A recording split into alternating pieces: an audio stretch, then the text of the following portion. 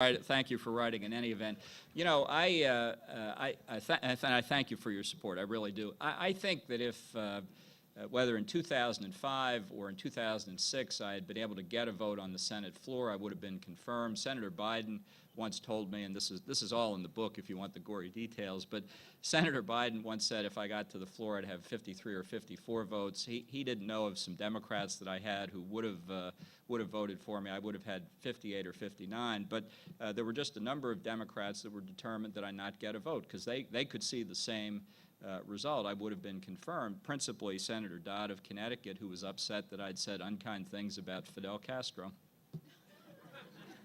Yes, ma'am, over here.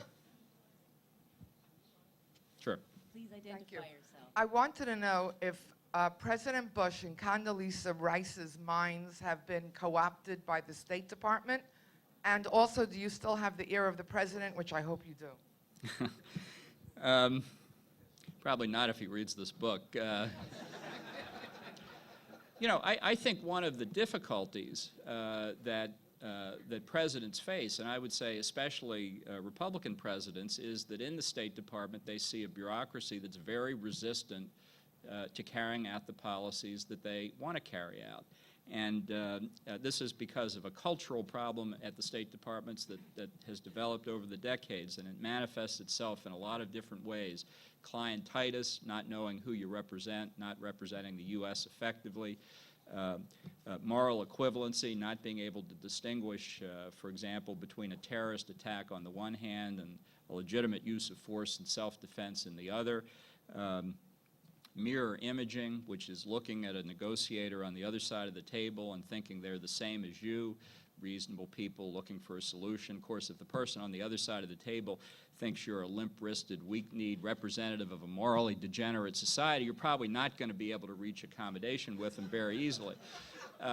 So I think that it's not exactly a bell ringer of a campaign issue, but I think a cultural revolution at the State Department is critical to our national security, and I hope the next president and the next Secretary of State pay attention to it. It will not be changed overnight, but there are many very good public servants there who would respond in the right way to a cultural revolution, and we need to get it started sooner rather than later. And Ann, with your permission, maybe I'll just take one more question here.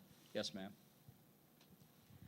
Do you think that because of the way that Israel didn't win outright the war against Hezbollah last summer, that also might have had a negative impact on the relationship between the United States and Israel, and if so, in what way? Well, I think that I can tell you from the perspective of what we faced in the Security Council during the 30-plus days after the first Hezbollah attack across the Blue Line and the Israeli response, that the initial policy of the U.S. government was to say we wanted not simply to have another Middle East ceasefire resolution. We wanted something that would fundamentally change the political dynamic in the region. And frankly, given the statements of the government of Israel, I would have to say up here in New York, I thought that Israel was going to eliminate the Hezbollah threat. That was the stated objective. So I was perfectly happy to sit there in the Security Council and stop presidential statements critical of Israel. I vetoed the first resolution critical of Israel. I ultimately got to veto two. One disadvantage of only being there 16 months is that was all I was able to do. But we could have held out for a lot longer had Israel been pursuing that as an objective. Now, I'm not saying that was necessarily the correct objective. If Israel had decided it was going to take a substantial chunk out of Hezbollah and then declare that that was it for the present, that would have been a legitimate strategy as well.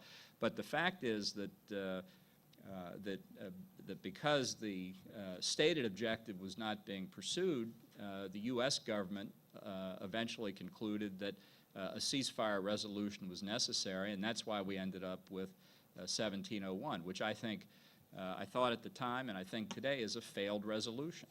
It is exactly what we said we didn't want when we started out. We said we didn't want another Middle East ceasefire resolution, and that's exactly what we ended up with.